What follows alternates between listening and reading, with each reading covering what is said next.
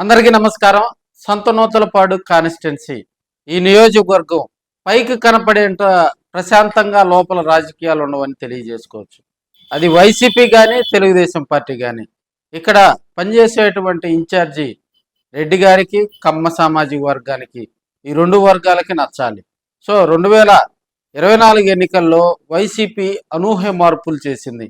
అప్పటి వరకు పనిచేస్తున్నటువంటి ఎమ్మెల్యేగా టీజేఆర్ సుధాకర్ను కాదని 2024 ఎన్నికల్లో మాజీ అప్పుడు మంత్రిగా ఉన్నటువంటి మేరుగు నాగార్జునను లాస్ట్ మినిట్లో సంతనూతలపాడు కాన్స్టిట్యున్సీలోకి తీసుకొచ్చి ఆయన అక్కడ అభ్యర్థిగా ప్రకటించడంతో వైసీపీకి అనుకున్నంత ఫలితాలు రాలేదని కూడా తెలియజేసుకోవచ్చు. మేరుగా డీలా పడ్డాడు. అయితే 2024 తర్వాత కాన్స్టిట్యున్సీలో క్యాడర్ను బలోపేతం చేయటంలో మేరుగా కొంత వెనుకబాటుకు గురయ్యాడని కూడా మనం తెలియజేసుకోవచ్చు.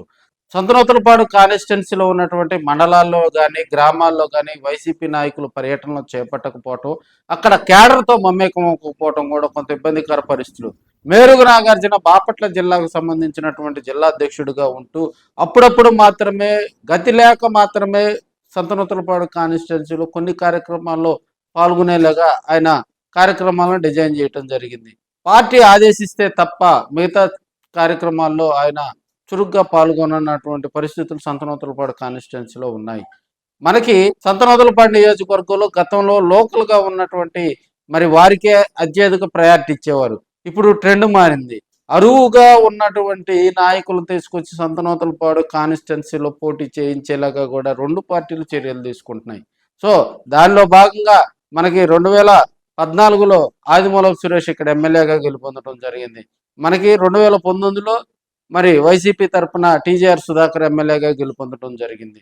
దాదాపుగా 2 దశాబ్దాల తర్వాత 2024లో బిఎన్ విజయ్ కుమార్ తెలుగుదేశం పార్టీ తరఫున ఎమ్మెల్యేగా గెలుపొందడం జరిగింది. ఇక్కడ రాజకీయాలు కనుక గమనించినట్లయితే సంతనూతలపాడు కాన్స్టిట్యున్సీలో ఉన్నటువంటి క్యాడర్కు భరోసా కల్పించేటువంటి సారథి లేక కొంత ఇబ్బందికర పరిస్థితులు ఏర్పడుతున్నాయని కూడా తెలియజేసుకోవచ్చు. ఆ కాన్స్టిట్యున్సీ మొత్తం కూడా ఒంగోలుతో లింక్ అవ్వటం, ఒంగోలు కార్పొరేషన్లో కొన్ని డివిజన్లు కూడా సంతనూతలపాడు కాన్స్టిట్యున్సీలో ఉండటం, అదేవిధంగా మనకి చేమకుర్తి మేజర్ పంచాయతీ, అదేవిధంగా ప్రస్తుతం మున్సిపాలిటీగా ఉన్నటువంటి చేమకుర్తి కూడా సంతనూతలపాడు కాన్స్టిట్యున్సీతో ముడిపడి ఉంది. సో వైసీపీలో ఇప్పటి వరకు కూడా ఒక దమ్మున్నటువంటి ఒక మంచి మాస్ లీడర్ని తీసుకురావడానికి సంతనూతలపాడు కాన్స్టిట్యున్సీకి ప్రయత్నాలు చేసినా అవి అడుగడుగునా కూడా అడ్డం పడటంతో మరి మేరుగు నాగార్జునే సంతనూతలపాడు కాన్స్టిట్యున్సీకి ప్రస్తుతం దిక్కయ్యారని కూడా తెలియజేసుకోవచ్చు. అదేవిధంగా ఒక మాస్ లీడర్ కనుక వస్తే సంతనూతలపాడు కాన్స్టిట్యున్సీలో ఉన్నటువంటి లోకల్ లీడర్కి సారథి బాధ్యతలు అప్పగిస్తే రానున్న రోజుల్లో కూడా కాన్స్టిట్యున్సీలో మరింత వైసీపీకి బలమవుతుందని, సంతనూతలపాడు కాన్స్టిట్యున్సీలో చేమకుర్తి లింక్ అవటం, బూచేపల్లి అండదండలతోటి గత 2 సార్లు కూడా 2 దఫాల్లో కూడా వైసీపీ విజయకేతనం ఎగరవేయటం జరిగింది. సో సంతనూతలపాడు కాన్స్టిట్యున్సీ మొత్తం కూడా బూచేపల్లి మరి శివప్రసాద్ రెడ్డి గారు దగ్గరుండి చూసుకుంటున్న వేళ రాబోయే రోజుల్లో ఒక మంచి లీడర్ కావాలని చెప్తా ఉన్నారు.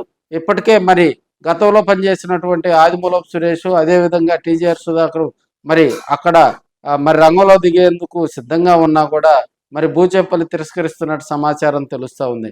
అయితే మేరుగ నాగార్జున మరింత మెరుగుపడినట్లయితే కాన్స్టిట్యున్సీలో కూడా మంచి ఫలితాలు, అద్భుత ఫలితాలు వస్తాయని మరి అక్కడ ఉన్నటువంటి క్యాడర్ ఆశపడతా ఉంది. చూద్దాం మరి రాబోయే రోజుల్లో మరి నూతలపాడు ఎలా ఉంటుందని.